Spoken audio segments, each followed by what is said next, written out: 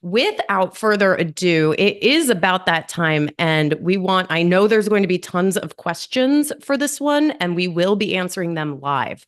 So let me introduce to you these two fine presenters. Then I'm going to go away, let them do their magic, and you'll see me again a little closer to the top of the hour. First up, we have Ashley Budd, the Senior Marketing Director at Cornell University. She works remotely for her institution from her hometown, Saratoga Springs, where she lives with her partner, daughter, and two beloved peach trees. And we also have Day Kibilds, the VP of Strategy at Ologie. Prior to Ologie, Day led enrollment and digital innovation work for Penn State, Cornell, and Western University in Canada. She regularly speaks about enrollment marketing, email strategy, productivity, and stakeholder management at conferences worldwide. You may know Day as the host of Enrollify's Talking Tactics podcast, and it was just mentioned in the last session, but these two ladies co-authored that amazing book, Mailed It. And that is what we are here to talk about today, mastering email with AI. All right, Ashley, Day, take it away. Thank you, Hello. Mel. Yay, we're so Hello. excited to do this. There has been so much anticipation about incorporating AI into the email work that we've been talking about. And so this is this is another launch for us, and we're just so excited to do it here. And thank you to Mallory for really encouraging us to do that.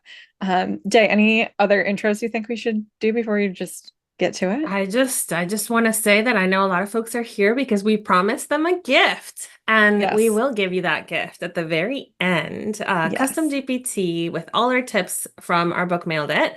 But today we're going to show you how and why they work. Yes. And we also need to we just need to frame this. Like, why are we even talking? Why do we care so much about email? Why is email so near and dear to our heart? We really we believe it's like maybe the ugly duckling of the marketing mix. Maybe it doesn't get as much love Not as much as it should, deserves. but it absolutely should. And just take a look at some of these stats here about the effectiveness of email. The return on investment for every $1 you put into your email program is going to return an average of $36, and that's across all industries. So if you're thinking this is a stat for retail, no, retail is probably more up in the $40 to $45 ROI. It has a 3x conversion rate over that of social media advertising. And we don't want to put down social media. I came up through social media, but it's just not the place where the conversions are happening. It's a great channel for awareness raising. Students say that email has a positive influence on their interest, and boy, do we want to influence them. And that was higher than any other channel. Prospective students and alumni are telling us that they want to be communicated. Their top channel that they want to be communicated to on is email. It's parents too. It's like across all of these constituencies. And then in my world, in the fundraising world, and so many of our institutions like need to level up on fundraising, donors are saying that this is the channel that most inspires them to give. And so these results are out there. And if you're not receiving the results, we just don't want you to think like email doesn't work for us, or it doesn't work for our audience, or that email is dead. It might be that there's some information that you don't have, and we're going to uncover that for you today. We do want to ground you in this data set also. This is the number of emails that are sent and received worldwide, not every year, every day. And this is projected out into next year. And so, you can see that this is just an upward climb. This the study was done from 2017 to 2020. And I don't know that they would have been able to predict what AI would do. And the amount of efficiency that we're gaining. And so I think AI is only going to exacerbate these numbers. But if you feel like you have been getting more email than ever, yes, you have. Here's the data to show you that. But at the same time that we're getting more and more email, the day has not given us any more hours. We still only have 24 hours in a day. And so it makes sense that this study from Litmus would correlate, showing that the amount of time that we are spending with every email is declining. And so in 2022, we were down to 9 seconds. 9 seconds per email. And you might say, 9 seconds, I can work with that, right? Like we can do that. But it is worse than that. Bad news. It gets worse. That's just 9 seconds for people who are quote unquote reading your email. And so about a third of your audience will take more than 8 seconds to read your email. However, this big chunk, over 41%, are just going to skim it. They're going to spend 2 to 8 seconds just skimming these things. And then a whole nother third of our audience, we're not even getting that. They are doing a 2-second glance. And I think we can all relate. If you think about your own behavior in the inbox, you know what you're doing. You're trying to clean it up. Like you're trying to delete, you're trying to organize and make sense of it. And you can make these decisions in a split second. And so what does this mean? What is the challenge for marketers going into 2025? It means we have 2 seconds. We have 2 seconds to get our message across. If we want to hit all of those people and all those different email behaviors across our audience, if we can deliver our message in 2 seconds, then we have done our job. And so that is what we are going to teach you today. We're going to teach you how to get it done in 2 seconds. And we're going to do it without doing anything too unusual. We're going to use this stuff that's just available to all of us and any kind of email tool or email software that you might use. Your from or sender line, your subject line, and then the pre-header that goes with it, the content itself and how it should be written, the links and what we want to put in those, whether they're a button or inline. And then the last thing is what I like to call our magic trick, how it comes all together so that you are super effective in those 2 seconds. Now, let's jump right in. Let's go into the from. Okay, so the from is one of those things that if email is the ugly duckling of marketing, I feel like the sender is the ugly duckling of email. I don't know. Like people don't think about it as much as they should. But what you see here on this slide on the right is a screenshot of my personal Gmail inbox. And one of the most obvious things to look at here is that the from or the sender is on top of and bigger than the subject line.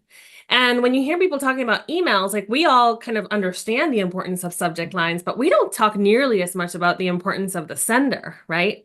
But the reality is that it's the first thing people see. And in that first look, it's an immediate decision. Do I trust this or not? Do I trust it or not? And now a lot of those decisions have been taken from us actually, and your own inbox is doing a lot of that filtering. Does, my reader have a relationship with this sender or not? And so for a few years already, there has been this debate whether it should be a person or an organization. And some data shows it should be a person and some data shows it should be an organization. And my answer to you, based on Ashley and I's many years of testing stuff, it really should be whoever or whatever institution or person has an existing relationship with the reader, the receiver. And if you don't have a relationship, that's where your brand and your brand awareness really comes in. But you have to think about what is the name, what are the words that the person I'm sending this to is most likely to recognize. Mm-hmm. And you see an example on the right of when this is done well and when it is not. So on the right is a screenshot of my inbox again. I'm clearly my own guinea pig. And I am a loyal donor to Cornell University through Giving Day because— Thank you very much. Yes, not just because I love Ashley, but because when I give to Cornell, to different areas of Cornell, I get more emails from Cornell so that I can take these screenshots for all of you. So this is science, essentially. You're so welcome, everyone. So what you see there is what happens on Giving Day, right? I'm getting emails from all these different parts of the institution. And guess what? All of you working in higher ed, you have this too, right? You have departments that are named a certain way. You have colleges that are trying to communicate. And you might have, people who are important, like deans and vice deans and presidents and provosts. And so when all of these people decide to send an email to a person, you can see on the right, if I don't already know who this person is, I'm not really going to recognize that this is an email coming from Cornell, right? Versus if it is somebody that I already know, then that might actually help me open the email. But it's not as clear cut as it should always be a person or not. The other thing to caution when you see the screenshot here is how truncated the names become. And so be especially careful if you're sending an email on behalf of an associate or assistant dean where their title might get cut off because you might be insulting people. So I have no idea. Now I do, but I have no idea who Ryan Lombardi is. I have no idea who Cindy Van Es is. And it turns out, for example, Ryan Lombardi, at least at the time I got this email, was the dean of students or some important title like that. And I bet you anything that not even Cornell's current students know this name. And definitely Cornell alumni do not know who today's dean of students is, nor should they. So you really have to think about who is the reader likely to recognize, who does the reader have an existing relationship with, and that is the most appropriate sender to put in your from. Now, one thing we like to say is that this can definitely evolve. And so, for example, in the admissions world, the first email that you send someone might come from the institution, like the welcome email after they sign up for your RFI. But after a few email interactions where maybe they have been communicating directly with an admission counselor, that from can change into that admission counselor's name because now they have a relationship with them. So that's the from. And we're moving on to the next part of the inbox. Over to you, Ash. Yes, the subject line. I'm about to break hearts. Yes, you the are. subject line. The subject line, the key here is that it needs to be clear. And we like to say that gone are the days of clever, the days of cutesy. They have passed us by. And so for many of you who are writers, or many of you who have been crafting email subject lines for years, you have gotten really good at being creative with language to entice people or get them curious. And we're past that phase of life. Now, what we need to do is just tell people what's in the email. And there's many good reasons for this. Remember what we said about 2 seconds. I want you to think about what it's like when you're in your own inbox. We have asked probably over 1,000 marketers at this point, what does it feel like when you think about your inbox? And it's always overwhelming. It's chaotic. There's some kind of like vomit emoji that shows up when they think about their inbox. And so if we're meeting our audience with empathy right there in the inbox, do we want to entice them and intrigue them and make them think and try to unpack what it is that we're trying to convince them to do? Or do we just want to tell them what's in the email? And the answer is clear. We want to tell them what's in the email for empathy reasons. But there's even another reason that we need to be, even if you feel like, no, they like it. They like the cutesy. We're going to keep it. Well, now it's not just, like Day said, it's not just people who are looking at these from names and subject lines. The email service providers themselves are offering a service to their clients to help them get through all of this volume. And so they too are checking whether your subject line matches the content of your email. And if it doesn't, and if it's not clearly connected, it can be flagged as something that the reader might not want or not understand. And so it could end up in a different tab than you want. It could end up in junk, or worst of all, you could get flagged as spam. So the new rule for subject lines is to just tell people what's in the email and use all of your creative energy to try to summarize what is in the email down into 6 words or so. So if you have an action in the email, put the action in the subject line. If you have urgency can help with your email opens through the subject line, but only if it's real. Only if there's a reason for it. In marketers, we've gotten really good at exaggerating things. And that is really not good in this space, because if we say something's exciting and it's not, our audience is going to be frustrated, and they're already frustrated. If we say, apply now, it's time to apply now. Is it really, or do they still have months to apply? So we have to really scrutinize when we're using urgency. But if there is urgency, if the deadline is in days or weeks, if you're going to lose your ability to access a tool, or you're going to lose your ability to attend an event because seats are running out. Like, these are all real reasons to have urgency, and that you would absolutely want to include in your subject line to make it really clear why somebody is getting that message at that time. So we don't want to exaggerate. We want to be really honest here. And yes, using personalization can also help with the performance of your subject line, but that doesn't mean just putting a first name in there. In fact, if you put a first name in there over and over again, that can start to feel weird, Day. Isn't it weird, Day, when people use it is weird, all the Ashley. time? It is very weird, Ashley. Yeah, so I weird, think so Ashley. too. So if it feels weird, don't do it. If it feels like you're exaggerating, don't do it. And just try to summarize what it is in the email. And the last thing I'll say before we give you some examples is I do a lot of copy editing of emails before, really just reviewing. Let's be honest, I have great writers and copy editors, but I'll look at emails before they go out. And I have found that people who have been doing this kind of work for a long time have learned to write a clever subject line and a really clear pre-header. And so the easiest thing to retrain yourself is just to flip those so you can still keep your cleverness alive.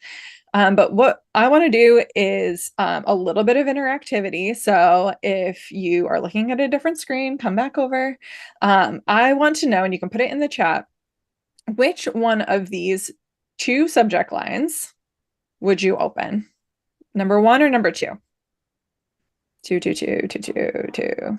Ding, ding, ding, ding. Ding, ding. I don't see any ones in there. No, 2, 2, 2. Okay, so yeah. And why, right? Because it's much clearer what it is. The time is here. What time? Time for what? I don't know. It's almost like ominous. I don't know if that's like Halloween spooky vibes or what, but you win a GPT, Mallory. That's what you get for getting that one right. But right, yeah, it's so much clearer. We've got a date in here. And if I'm somebody who is not interested in reunion, I'm not going to waste my time with this. And I'm going to say, thank you so much for being upfront about what's in this email. I can disregard it and move on. And that is a much better result than a rage unsubscribe from somebody who got tricked into opening your email. Okay, I think we got one more of these in this set. Which one would you open? 1 or 2? I see a 1, lots of 2s. There's another 1. So majority of the audience would pick 2. We usually see some people that will pick 1. Yep. And we see a note from Zach. Yeah, depends on who it's from. Yep. And so subject line number 1, not bad. I know what's going to be in this email. I know that, there's some urgency about this. Maybe I'm questioning why today. But if I'm not familiar with the sender, I really have no idea what is it that I'm renewing. So the second one is so much clearer. Why do I need to renew today? Because my giving streak is going to expire next week. And the other thing about this example is this is a really good way of showing personalization without a first name and without making something individualized down to a unique user, but maybe down to thousands of people in your audience who are going to hit this renewal deadline. So this is really personal to me because it's my giving streak, right? And it's not just an ask to renew. It's a friendly reminder that I might care, that I have a giving streak, and thank you for letting me know that it's going to expire next week. Okay, last one. Imagine this is going to parents of current students. This is a subject line for a parent newsletter. Which one would you pick? 1 or 2? Lots of ones. Yes. Lots of ones. Love it. Good. And so this is we got a 2. Yeah. So this is another one where it is, we see it going both ways, and we get a lot of questions, especially about newsletters. Should I have a name of my newsletter, something that's consistent, or should I pull out some little snippets from the newsletter and put that in the subject line? And so most of you picked 1 because it told you what was inside the newsletter. 2 doesn't give you a lot of information. In fact, you probably already know that it's April of 2024 when you're receiving this, and it's telling you that there's a newsletter there. And if you have an established rapport with your audience, and they know what to expect out of your newsletter, you're probably not going to hurt performance by using a subject line like that. However, if you're trying to build trust and you are trying to explain the value of what's inside the newsletter, then we recommend pulling out your top story or the top 2 tidbits about what is inside there to let the audience know right in their inbox, this is what we want you to see. And then again, you can use your pre-header to share even more information. And I just teased my own next awesome slide. Segue. So pre-headers, if you're using email service provider, you are able to add more language that will show up below the subject line in the inbox. If you don't use if you don't fill in information with the pre-header, or if you're just exchanging an email to a colleague through your own Outlook, for example, what's going to show in that pre-header display is the very first words that are in the email. And so we like to say, if you can complement your subject line with a pre-header, or if you can just even be conscious of that first line of your email and what you're able to deliver to people there, this is a really good place to answer any anticipated questions. And my email team is the one that I check in on when there's an email going out and I'm not sure what the questions might be, because they're the ones that know exactly what questions are coming back in the inbox as soon as that email comes out. So in these examples, we've got a really cute subject line here. How about a piano concert tomorrow, Day? But Day's like, what piano concert? What is this? I don't know. Do I have to get tickets? Do I need to show up in person? And so the pre-header is explaining you can tune in, it's virtual. Here's the band, it's the black and white keys, and there's no sign up required. So it's answered so many questions right there in the pre-header. The second one, I think we put this in there because we really want people to do it. So we do explain a little bit yes, more we do. about this one. Someone do this. But imagine that you are a prospective student and an institution sends you this email with a subject line that says your grade 12 chemistry study guide. And you're like, my study guide? What? Did I order a study? Do I, but if you were an institution that has the data, at hand, that there are students that are going into a program where this class is required, why not send them something helpful and answer the question in the pre-header what this thing is? Our chemistry professors break down concepts so you can ace your finals. What a nice treat. But also, you can see where somebody might anticipate a question in your subject line, and you can answer that right in the pre-header. At this point, we typically, because Day put a couple emojis here, we typically get questions about emojis. So we're just going to address them right now. What about emojis? Yes, you can use emojis. You're allowed to. You can use them in subject lines. You can use them in your emails. But only, please, only use them if they add value, and be really careful about your placement. And we recommend placing them at the end of the subject line, or at the end of a sentence, at the end of a thought. And there are a few reasons for this. So what we mean by value is that the emoji is providing context And that's going to be helpful for somebody who is skimming in 2 seconds to understand. Could be understanding your tone, could be understanding your offer. And so if you're providing context with the emoji, they're going to get it much quicker and they're going to feel good about understanding your message. So if an emoji can help you do that, for example, the first two here, the little calendar emoji or the little gift emoji, those can be helpful cues for somebody that you're communicating about an event or there's a little gift or a freebie for them in this email. And then adding emotion, you can use something like the heart or the little party popper emoji here to kind of emphasize what your tone is. Like think about how many conversations you've had in your life about the email tone. And am I reading this right? And so you can use emojis to kind of help emphasize we really do care. We are really excited. And so those are really appropriate emojis to use and ways to use them.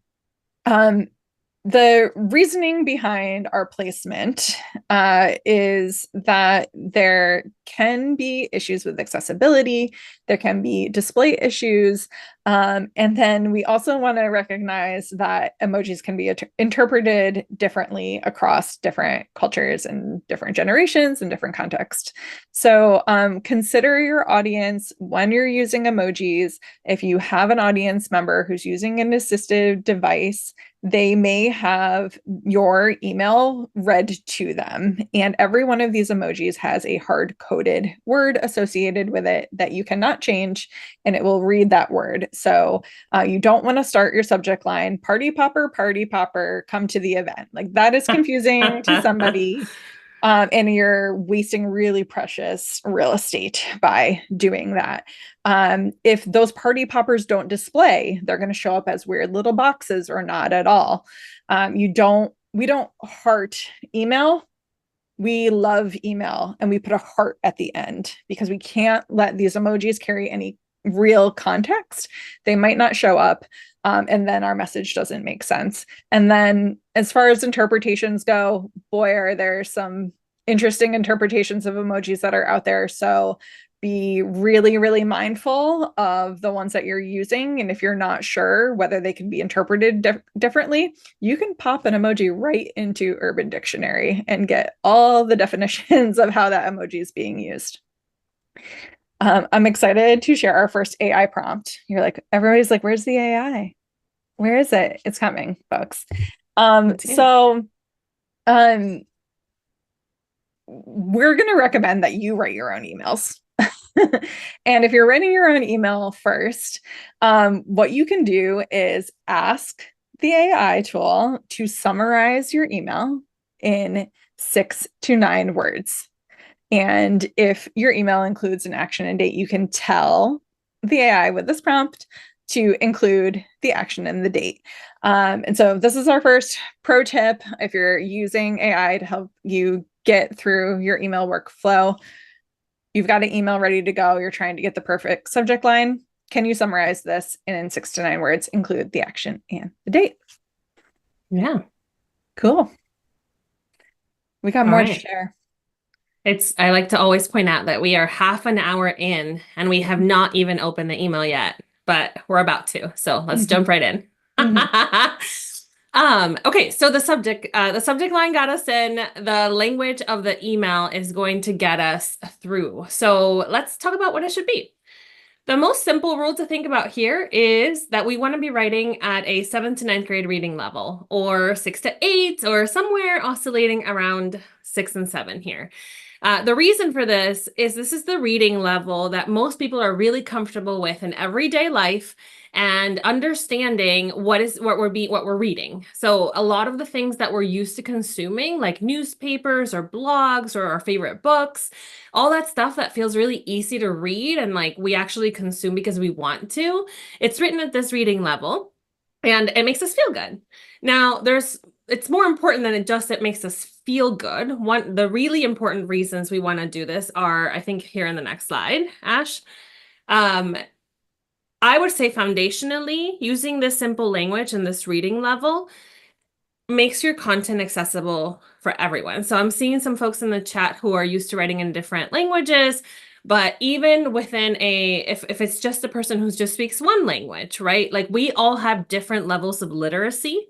We all have had different educational backgrounds, and we should not expect our reader to invest time in trying to understand our message when what we want them to do is give us money or come to our event. So it really makes everything accessible to everyone. I really think about this a lot from an enrollment admissions point of view. Like if your emails are complicated, what message are you putting out there, right? You're putting up this huge barrier. So it's really important that we write at this really consumable reading level. Now, the Nielsen-Norman group, who they do a lot of studies on UX and websites and getting people to convert, what they found is that writing at this reading level actually makes readers or users take action. Like it makes it more likely that they take action and that they do that faster. It makes sense intuitively, right? If you're not spending time trying to decode what this thing is telling you, you're probably going to take that action faster. Again, thinking in a kind of customer service oriented role. And so kind of like admissions, for example, if the email is clear, if I'm getting clear instructions and from getting timely information without having to pull out a thesaurus or a dictionary or read it 8 times, I feel good, right? Like I am not confused. I don't have anxiety. And it's very well known right now that students are experiencing a ton of anxiety through the admission process. So why would we add to that with complicated language, right? And then the last thing that Nielsen-Norman group found is that people feel smart. People feel smart when they understand things. Who knew? And so, especially if you're like sending email solicitations, you want people to feel good when they're receiving your emails so that they're more likely to give you money. So what is the best way to do this? My simplest tip is to write like you speak. I've been a part of the Litmus Live conference this week, and folks there are saying, write to one person, right? Write to a friend, write to one person. This has been writing advice for many, many years in our marketing world. I like write like you speak because I think it takes us out of this really weird twilight zone that we all enter when we sit down to write. So imagine yourself in front of your computer with a blank document in front of you. Something happens to all of us where our 7th grade English teacher suddenly like materializes next to us. And and we're all feeling like, okay, introduction, 3 paragraphs, conclusion, and there's an indent, and there's like all these like super elaborate and flowery intro sentences and like connectors, and there's more commas than periods, and we don't speak that way, right? And email is a medium that is actually a lot closer to how we speak than how we might write an academic journal article or a paper in high school, right? So if you just don't do that, like if you're struggling with this idea, pretend there's a single person, one person that you're writing this email to across from you at your desk, or maybe you're at a coffee shop with them, or you're taking a walk with them, and just say it. Say what you're trying to convey. Say your message out loud. Actually do this until you get used to doing this. And write down what you just said. Record yourself maybe, transcribe it. Write down your verbal words, because we are much closer to a 7th to 9th grade reading level when we speak than when we write. And so this is a much better starting point for you to actually hit this target without starting with a really complicated draft. Now, some of the tips we have here: after you do that, cut out all the verbal filler, call out all the stuff you don't, or cut out all the stuff you don't need. Check yourself. We love the Hemingway editor. If you go to hemingwayapp.com, it tells you what the reading level is, and it tells you what sentences are complicated. This works only for English, Hemingway editor, for my French and Spanish folks in the chat. Grammarly does this as well, and if you have the paid version, it will actually suggest what some of the changes might be. And then, of course, our friend ChatGPT. Here's the AI again. With ChatGPT, you actually can simply ask it to simplify your language, and it will do a pretty good job. We'll give you the prompt in just a few slides. Some other additional tips in revising this draft. Again, if you want to hit this reading level, one of the easiest ways to do it is shortening your sentences.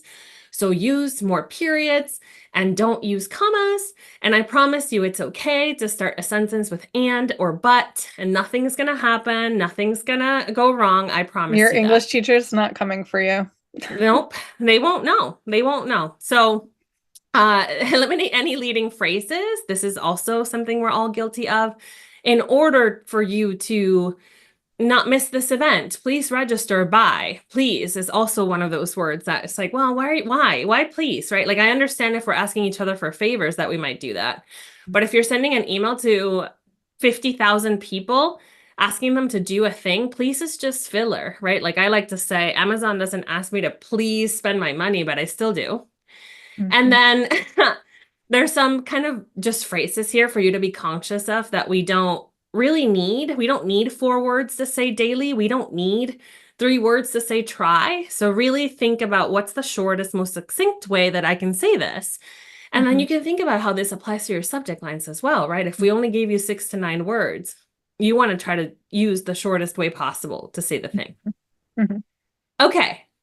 The last tip I have in here, Ash, this is new. I don't think you've seen it lately. I found it recently. Because so on the top, it shows the Hemingway editor, the output of that readability score of this 2-sentence paragraph. Grade 11, way high. We don't want that. All I did to get this to grade 7 was change all students and employees to you. You. Amazing. That's it. Isn't that cool? So use second person, friends. That's one way to get down to the reading level. All right, here's your prompt. This is probably the most frequent thing I ask ChatGPT to do. Whether you wrote the email yourself or AI wrote it for you, which we don't always recommend, it can always be simplified.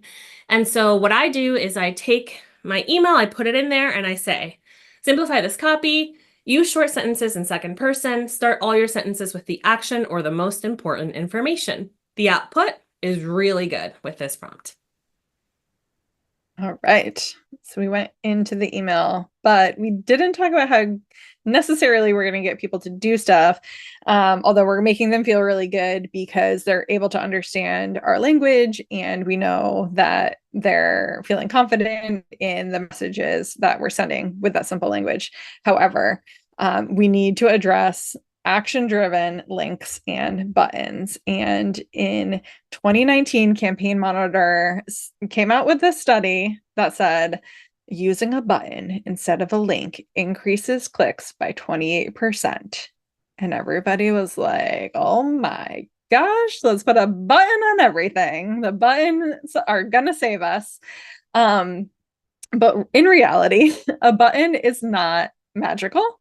What is magical about the button and why people are enticed to click on a button is because it looks different, because it stands out. And it stands out because it has a lot of white space around it. And this is probably one of the best hacks that we have if you are just writing an interpersonal email with somebody and you don't have a button to put in your Outlook email. You can draw attention to your call to action for your friend in IT or purchasing by just putting more white space around that call to action. Pull out that single sentence, which is a thing that you need the person to do, and put more white space around it, and they're gonna see it that way. And so that is why buttons are so effective. They look different. So, but what should be in the button? What do we want them to say? What do we want? We want them to be more descriptive. That's what we want. It's really similar, honestly, to the subject line. And in a lot of cases, our recommendation is that your button and your subject line can be the same. And so links should be really specific and they should focus on the action or the benefit that your reader is going to take or receive. So a simple make a gift or donate now doesn't give me enough information in 2 seconds to understand what it is that you want from me. Donate to the student fund is so much clearer in that 2-second glance. Learn more is so overused that it is now meaningless. And so we want you to answer the question, what am I going to learn more about? When I click on this link, what am I going to learn more about? When I click on this link, I'm going to explore the courses in my program. That is so much more helpful. We're not clicking here. No, we haven't been clicking here for a decade. So tell people what the benefit is when they do click here. Get your event guide, much better link, much better call to action. Register is not bad. We want people to register for things, but you can get clearer. You can use more words. We're giving you permission to use more words in your links and buttons. And we often get the question, what, what happens if, how many words can I actually fit in here? What happens, if I have a lot to say? Well, our very scientific rule that we have tested on how many words you can get into a button is as many as you can until it looks weird. So don't make it look weird. We don't want to see a line break in a button on mobile. But you can hyperlink text, and you can get a lot of really descriptive information in your email highlighted and in front of people by hyperlinking text and being a little bit more clear and using a few more words in your buttons. So how can the AI robots help us? Well, you can use this prompt to help pull out some of that really descriptive content and give you some suggestions for your button. So we would ask the AI to write the link to clearly articulate what the action is. Instead of learn more or click here, explain what the user will do or read when they click in 4 words. All right. Now we're going to put it all together. Bring it home. We're gonna do it. Okay, so how all this works together is also based on a study we once saw. So about 20 years ago, when websites were plain and boring and just like empty backgrounds with text on them, the Nielsen-Norman group did an eye tracking study. And what they found is that when presented with blocks of text on a simple background, what most folks would do is scan the content in an F pattern. So you'll see this F pattern here in the next slide. Is it showing? Is it just not showing for me? My bad. There you go. All good. You see it here on this, like the first image here is this left hand kind of top line scan, middle scan, and then left hand vertical scan. And what they also found since then is that this holds true for left to right reading languages, and then right to left reading languages, the F just inverts. So it would be like a right hand vertical scan. They called this thing an F pattern. Now, obviously, since this moment in time, 20 years ago, web design has evolved quite a bit. We understand that design can move the eyes around. And so we have seen websites and emails become more sophisticated. But for the majority of the emails that we write, we are still just putting content on a simple background. Maybe there's an image on top, maybe there's an image in between, but it's not super sophisticated designed layouts by an expert, right? So for email, we want you to keep in mind these 2 really important reading patterns. The F pattern, which is what happens when you have just text on a background, and the layer cake pattern, which we have found is the way people read newsletters. So anything that's formatted in a kind of headline kind of layout. So this is what you need to do, knowing that the eyes will just naturally do this. The first template we have to share with you is our single action email template. So with this template, we recommend that you use it when you need to share something important that's just a single topic, a single story, a single action, a single request. And what you see here is that the text that is in black font is the text that aligns with that F reading pattern. This is the text that people are going to naturally see, no matter what, okay? And so you see the first line is really important. You see that middle part is where we put the button. And if you don't have a button, it doesn't matter. Just the link or your action would go there. And then that left-hand scan is represented by these bullet points. Now, what I really want to draw your eyes to is the text in gray. The text in gray is not in the F reading pattern. So this text would be text people do not see. They don't see it. And so everything we have been telling you about front-loading your sentences and removing all the filler words and making sure that your links include all of the value and the benefit, now you see it come to life, right? Because if we are not doing those things, then what people will see during this F pattern scan is all the junk that doesn't matter. Now, if you want to break up that pattern, that's when you use bold. Links will do that naturally because they look different, right? Now, last thing I'll point out here is it's time for you to do this action. Now, how many of us actually tell people the thing we want to say right off the bat at the very beginning of the email? Very few of us. Most of us will answer something like, or we'll add something like, I hope this email finds you well. It was so nice to see you. It was so nice to see you. I can't wait for us to meet or something nice like that. And the reality of that is that you just wasted about 30% of your most important real estate in an email, even more, I would argue, because this is the one that establishes how important it is. Now, I think we got to move fast looking at the time. So I'll tell this story this time. The story is Ashley and I have a really hard time not saying the nice thing. Ashley more than me, I'll be honest. And I've just desensitized myself. So what Ashley does is she writes, I hope this email finds you well. Actually, we would never do that, but I like, would never. nice to see you this weekend or whatever it is. And then you click on top of that and hit enter a bunch of times and then write your email above it and use that line as your signature because that has an extra bonus effect. That is not just a boring sincerely or a best regards or a thanks. It's something special and personalized that adds to the overall vibe. Okay. The next slide is the newsletter slide or the newsletter template. And for this one, we are mimicking the layer cake pattern. And what is important for you to see here is that the headings are in black font and the links stand out because they're different. So the way people read a newsletter is they go from heading to heading to heading to heading. And if there's a link or something that looks different within that story, they will look at that. So in this case, it's heading, link, heading, link, heading, link. Now imagine if you don't do what we told you with your links. Imagine if all of your links are just learn more, learn more, learn more, learn more. What happened? You just lost a ton of super valuable time. And that scan that the eyes can't help but do, you just wasted it. So it's super crucial that you ask yourself, if people read this link, do they know what I want them to do? Do they know what the benefit is?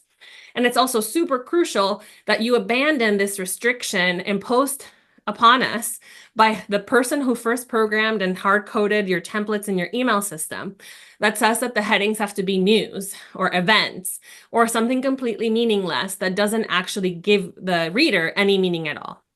So these two are available on our website. So we recommend that you find those. But this is the prompt in order to make sure that this is working for that. This is primarily for the F pattern.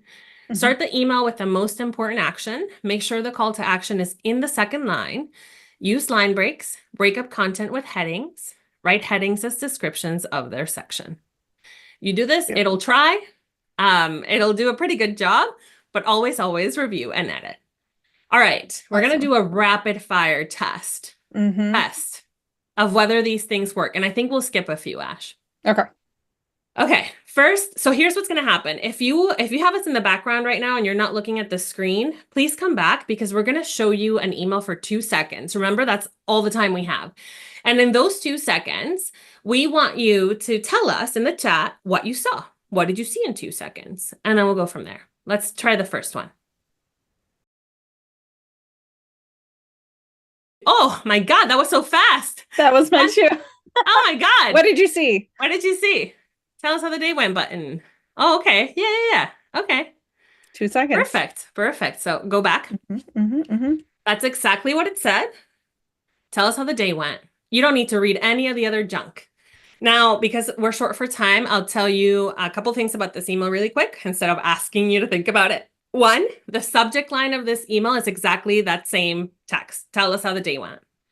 2, we have found over time that those icons are really distracting. Oh, these ones, yes. And some people actually look at those before they look at the button.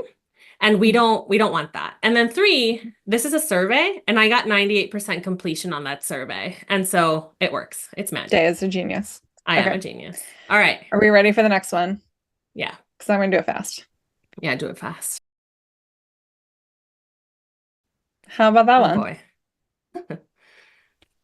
Okay. Join us. Dr. Nicholas Harney, join us. Yep. Okay. So this is lovely because what I want you to see, cry, is the chat. When in the chat, when people in that 2-second test are not all saying the same thing, or if the thing that they're saying is not the thing you want to transmit, is not the message you want to communicate, you've done it wrong, right? And so this email is not following any of those scanning best practices. That F pattern, it's not doing any of the links. It's not in simple language. We don't know what the center align is. It's using so many different colors that your eyes didn't know what to do. So you all saw all sorts of different things. So there's so much more to say about this email, but we can't right now. We can't. Let's just jump to the newsletter and then to the last. What did that newsletter want you to do? Proposals. Call for proposals. Submit That's right. proposals. That's mostly it. Side Picture web of the names woman. Kathy. Yeah. Mm-hmm. So this newsletter, the great thing about this newsletter is that the headings are exactly what the story is trying to tell you, and you don't need to read any of that story to actually get the meaning. Mm-hmm. The buttons reinforce the headings and tell you exactly what to do. And then those of you that saw Kathleen, that was a deliberate choice. So they're introducing a new leader. They want you to understand who they are and like their face. And that story doesn't have a button because it's not that important for you to read her bio. They just want to introduce her. And so they actually linked that inline text, more than 10 years experience. So it's up to you to choose the priority of your actions and of your stories in your newsletters. Last example. Tito's. There we go. Giving Tuesday, money, vodka, Tuesday, Tito's. Giving Tuesday, Tito's. Yeah. Lots of Giving Tuesday. That logo is very well known. Yeah. All right. So we're going to do something different with this one. Instead of showing you the email, we're going to show the rewrite for 2 seconds. And now you tell us what you see. Donate. Why? Why am I donating? To save pets? What? No way. Oh, man. All right. Now we can show the side to side. What happens on the left is something that happens to all of us, right? There's a matching gift, there's a donor, there's a brand, there's a logo, there's all these restrictions of the things that we have to do that our message got lost. The real message is that there are shelters struggling because of the pandemic and they need to raise funds so that the pets are not euthanized. And if we don't say that clearly, we're not going to get, a lot of us saw the vodka and the Giving Tuesday and didn't understand the urgency of this call to action. So on the right, you see how important these tips are. You see that first line, you see the subject line, you saw that button right away. And then the bold in the rest of that email tells you everything you need to know. And that last inline link, which is pretty long, actually reinforces what the action is that we want you to do. Here's our gift. I made this for you. Here's your gift. So Links all in of the the chat. prompts that we showed you today, plus at least 50 more instructions, are in this custom GPT based on our book Mailed It. And I would say the output is really good 8 out of 10 times. If it happens to be one of those 2 times and you're like, I'm not sure about this, just try again. And I promise it'll do a better job. It's moody, this custom And GPT. we love the feedback. So yes. if you think there's something funky going on, let us know. Yes. But we're really proud of it. So please test it out. And that's our book. And that's our book. And that was a rapid fire of a 3-hour workshop. And so if you're looking for more, come find our workshops. Amazing. Ashley, Day, that was incredible. Thank you both so very much. Ashley and Day, I've got a couple questions for you before we close this one out. Jenny asked a little bit ago, she's wondering if you could offer some advice on using that first name in the subject line, but when the person may not use their first name and actually has a preferred name. Have you ever run into that? Yeah, such a good reason, to consider other ways of personalization. My favorite, when we first started introducing first names into emails at Cornell, I had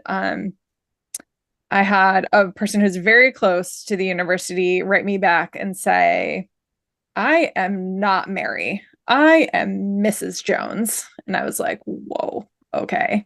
This is a generational thing that's happening here, and using first name was offensive to her. But, my response was like, Mary, I want to be on a first name basis with you. And this is the relationship that we're going for. So yeah, I think in everything in mass communication, it's not going to be a one size fits all, and to just meet that audience member if they do give you the feedback with empathy. And there's also ways that you can ask for direct feedback right in your email. You could say, is there something that we can improve here? Let us know.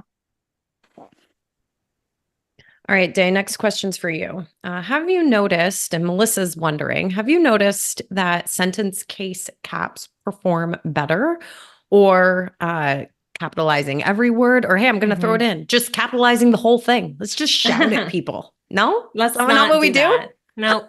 So we have found that regular sentence case is best because we scan that so much faster. So imagine every capital letter as a stop in that super quick scan. So that's one reason. But the other reason is I feel like a lot of brands are using title case, which is capitalizing that first word. So it's starting to feel gimmicky too. Same with all caps. So if you Google it, you'll find some data out there that's like, this gets opens. But we're not here for the opens. We're here for the trust. We're here for the long-term relationship. And so write like a human being in regular sentence case. ChatGPT uses title case too. And it's like, Not in our GPT. not in our GPT. Love that. Jess is wondering a couple things. So, if you mentioned this, and I think it's on the line about suggestion for lengths of subject line. I think it's right here, 6 words or less. So check, answered that one. Also wondering, and you spoke to this a little bit about writing in other languages, and obviously, right, if we have Spanish speaking students, French speaking students, et cetera, like that can really change the length of the content that we're writing. And she's noting in particular, French is always so much longer than English. So what's what concerns do you have if the preview is cutting off their subject line in a foreign language? Yeah, I think with Spanish and French, we definitely have to be a little bit more creative with how you shorten what you're trying to say, and then the front loading becomes even more important. I speak Spanish as a first language. I totally understand. I'm learning French right now, so I understand that too. And so it's similar. I think the same rules apply because we're all using the same interfaces, but it's just a little bit harder for you. The other thing I'll say, I know I'm in Canada and I actually get emails like from Starbucks, for example, that have English subject line and then French subject line right next to it. Like they have just gotten used to that. I've seen people put French or the alternate language, that language 1 in the subject, language 2 in the pre-header. I wouldn't recommend that because pre-headers are getting taken over by AI now. So, I mean, my first preference would be know what language you need to use for your audience, like ask their preference. And then, I think you have a little bit more leeway with length, but you still have to really try to hit what are the things that they're going to see in those 2 seconds. Sure. All right. Last question from Joylene. Have you tested any of these recommendations with video glasses or Apple Vision Pro, et cetera? I saw that question pop up when we had the templates up, and we should say that those are meant to be lo-fi and not taken literally. There's a reason why we don't put graphics in those, because readers go right to the text of the email because that's where they believe the information is. They do not look at they skip right over your beautifully designed email banners and they go right to the text first to try to get the information. That's what the eyes are going to do. So the imagery and everything can provide context, and just like emojis can provide value, can provide context, and can set the mood. But if the question was related specifically to had we tested those templates, we're not asking you to take that literally. All right. Delightful. Well, everyone, we're wrapping up day 1. Thank you again so much for joining us. We look forward to welcoming you back tomorrow afternoon at noon. And spoiler alert, I did hear from my producer that keynote from this a little earlier today from Seth Odell will be available tomorrow. So when you log in at noon, I am going to be sharing the link to the landing page where you can find that keynote. So maybe that's a little extra incentive to come right on time tomorrow. You will get that link as soon as possible. All right, folks, we will see you then. Have a wonderful evening. I hope you learned something. We can't wait to hear what those takeaways are soon. See you tomorrow, everybody. Ashley Day, thanks again. Bye. See ya. Thank you. Thank you. Thanks, Ted. Thanks, Caitlin. Thanks, Chris. Bye, Jess. Bye, Erin.